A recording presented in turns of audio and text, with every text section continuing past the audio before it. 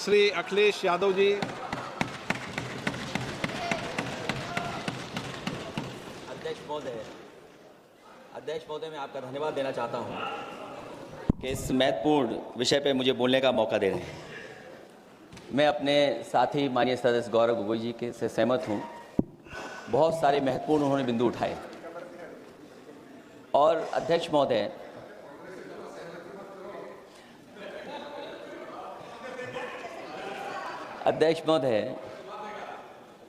मुझसे ज़्यादा मेरे रिश्ते शायद हमारे विपक्ष के लोग ज़्यादा जान रहे हैं और जितना विपक्ष के लोग नज़र रखेंगे मैं समझता हूँ उतना रिश्ते और मजबूत हो जाएंगे। अध्यक्ष महोदय, मैं आंदोलन को बहुत दूर से देख रहा था और उस आंदोलन में जो जीत के बाद नारा लगा, एक नारा लगा अध्यक्ष महोदय, सरकार के खिलाफ नारा लगा कि सरकार को ये अहंकार था कि सरकार झुकती नहीं है, लेकिन उन्हीं नई पीढ़ी के लोगों ने ये वो नारा दिया कि झुकाने वाला चाहिए, सरकार भी झुकती है और सरकारों को झुकाना भी नौजवानों को आता है। सरकार झुकी और स्वीकार किया उन्होंने।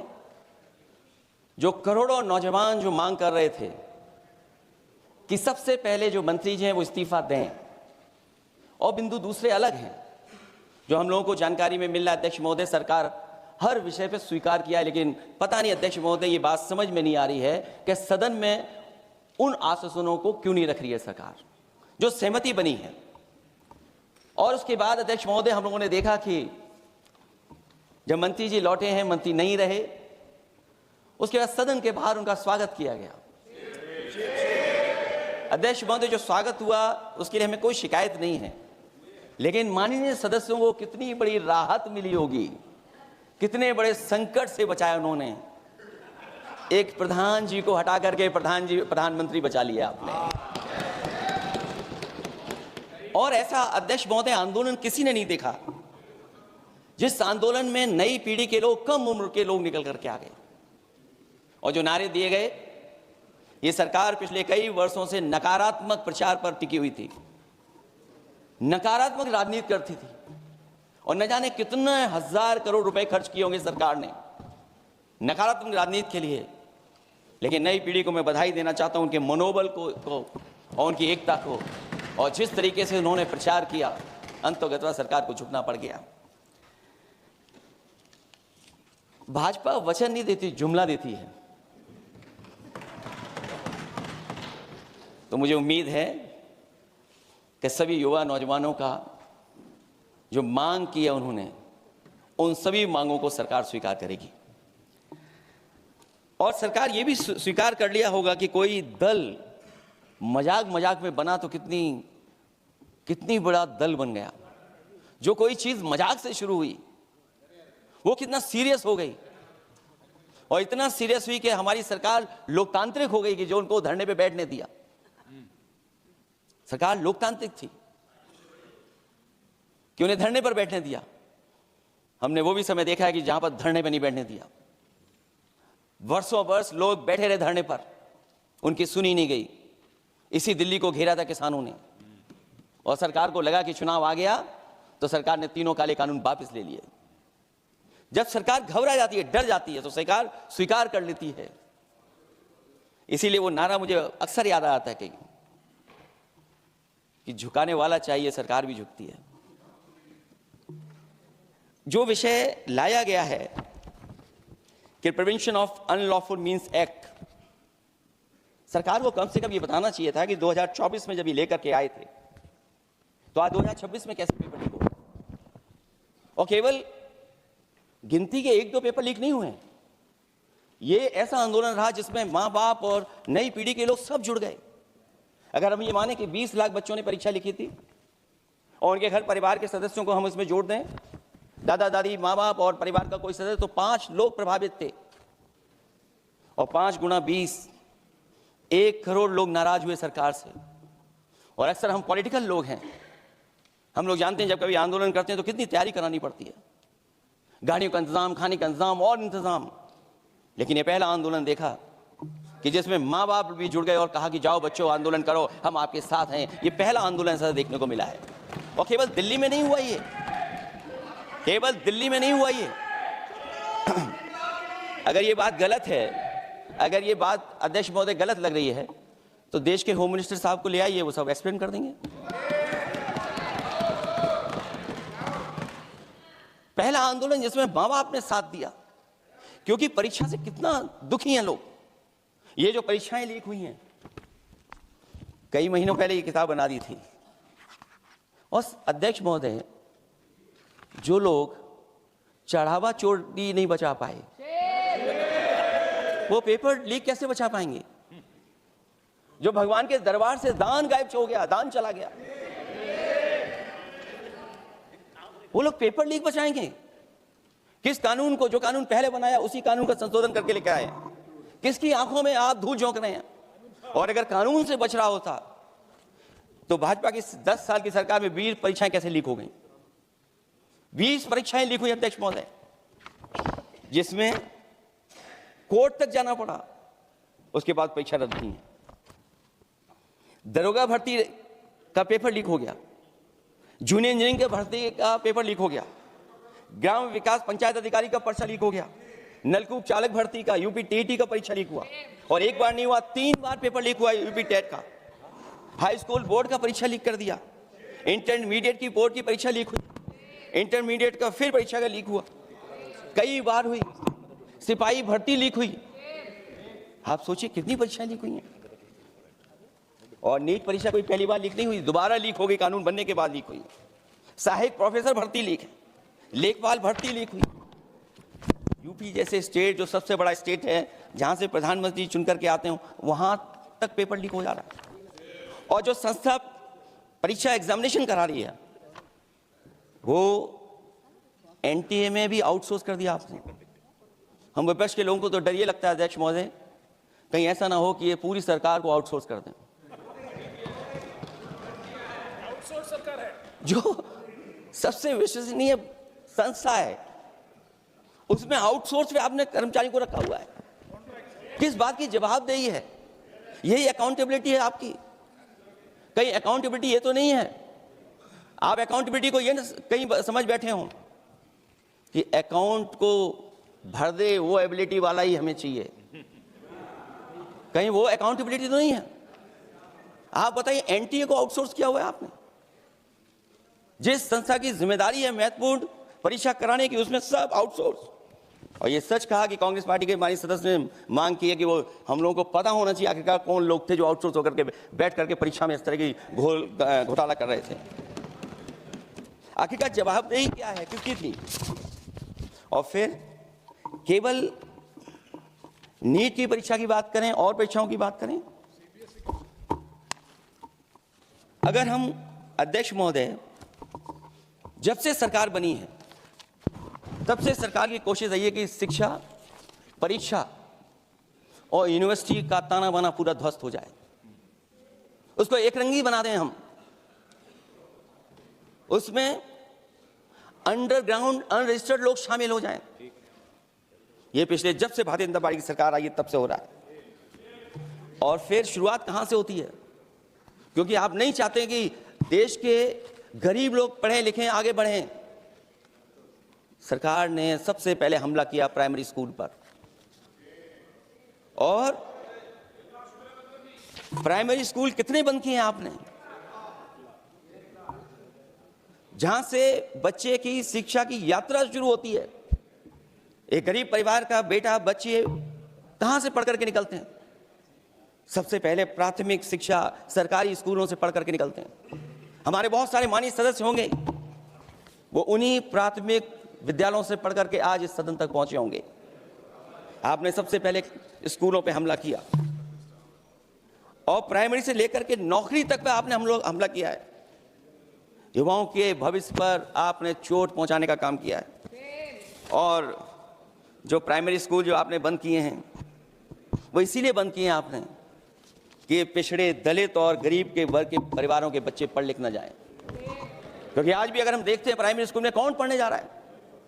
सबसे समाज के गरीब परिवार के बच्चे पढ़ करने जा रहे हैं। सबसे पहला हमला आपने वही किया, और इसीलिए किया क्योंकि नींव पर ही अगर हमला होगा तो ये आगे नहीं बढ़ पाएंगे। जो आंकड़े सरकार के बताए गए हैं, 1 लाख से ज्यादा सरकारी प्राइमरी स्कूल बंद कर दिए सरकार ने।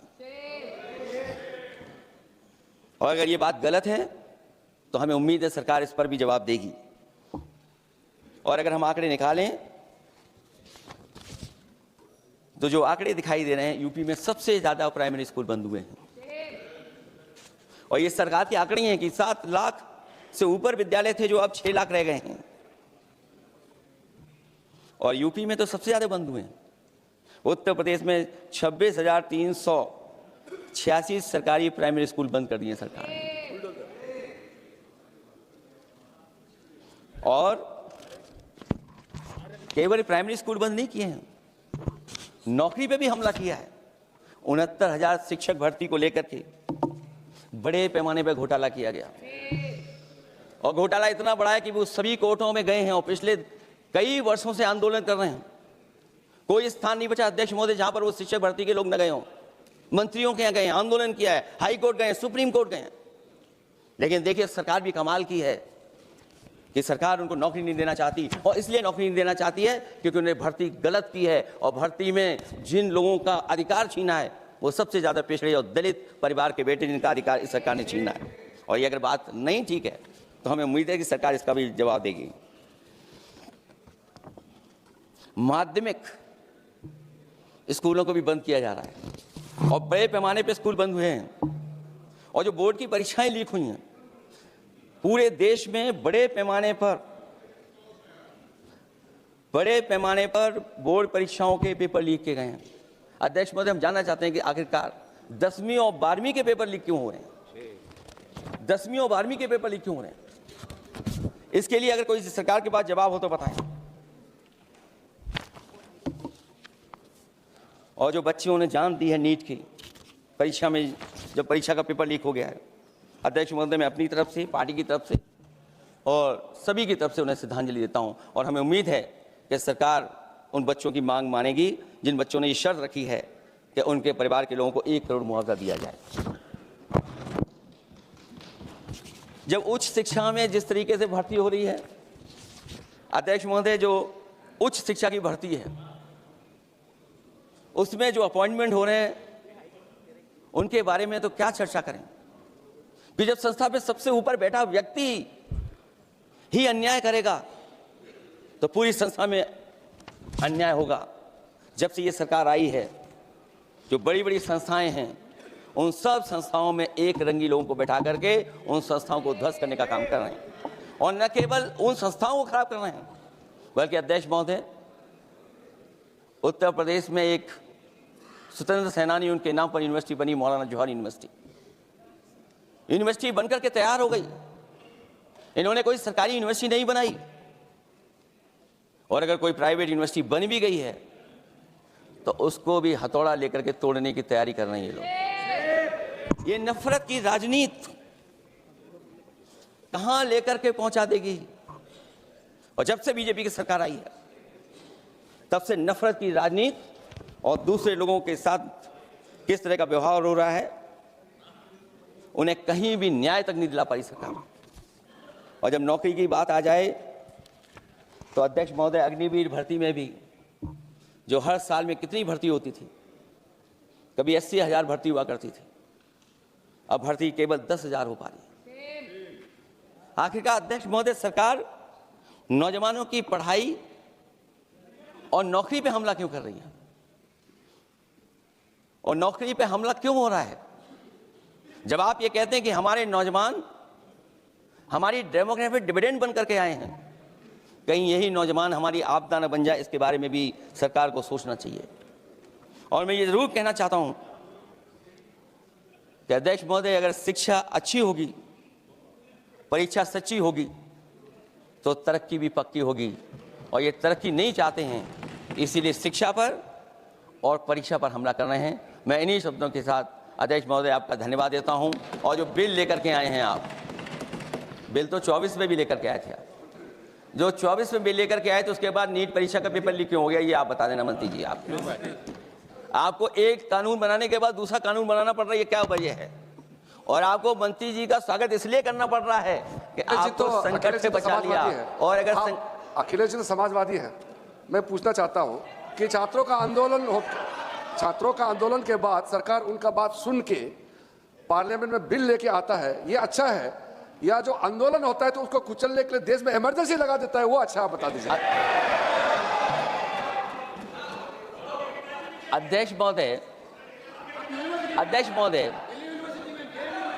महोदय, मैं इमरजेंसी को तो नहीं देखा हूं, लेकिन इमरजेंसी में क्या क्या हुआ है वो अभी दिल्ली की राजधानी में भी देखने को मिल गया है। आंसू के गैस के गोले और लकड़ी में लगा हुआ कुछ कील का और कांटे की चीजें, उस समय करंट नहीं लगाया जाता था, इस बार करंट लगाया गया। तो ये इमरजेंसी के बराबर ही हुआ है हमला, कम नहीं है। इमरजेंसी से कम अन्याय नहीं कर रहे हैं आप लोग। और याद करिए अध्यक्ष महोदय, अगर इमरजेंसी इन्हें याद आ गई है, अगर इमरजेंसी अध्यक्ष महोदय इन्हें याद आ गई है, तो इमरजेंसी के बाद भी परिवर्तन हुआ था और हमें भरोसा है कि इसके बाद भी परिवर्तन होगा। और अध्यक्ष महोदय, मैं आखिरी में कहना चाहता हूं, कानून से नहीं, नियत साफ होगी तब नीट का परीक्षा साफ होगी। सवाल कानून का नहीं है, आपकी नियत साफ नहीं है। और जिस समय आपकी नियत साफ होगी तो परीक्षा भी साफ हो जाएगी। और हमारे साथी जो कुछ और बातें उठा रहे हैं, आज मौका नहीं है, लेकिन आपको भगवान भी माफ नहीं करेंगे, क्योंकि आप चढ़ावा चोरी में शामिल हुए हैं। और चढ़ावा ही नहीं, जो गुप्त दान था वो भी चोरी हुआ है, गुप्त दान। और ये पाप की श्रेणी में नहीं आता है, महापाप की श्रेणी में आता है। Akhilesh ji bill pay. और अध्यक्ष महोदय, आखिरी में मैं इतना ही कहना चाहता हूं, शिक्षा की रक्षा के लिए जो आंदोलन हुआ है वो हमेशा आंदोलन जीतेंगे। बहुत बहुत धन्यवाद, बहुत बहुत आभार प्रकट करता हूं आपका। Shri Abhishek Banerjee. Thank you, sir. I rise here today to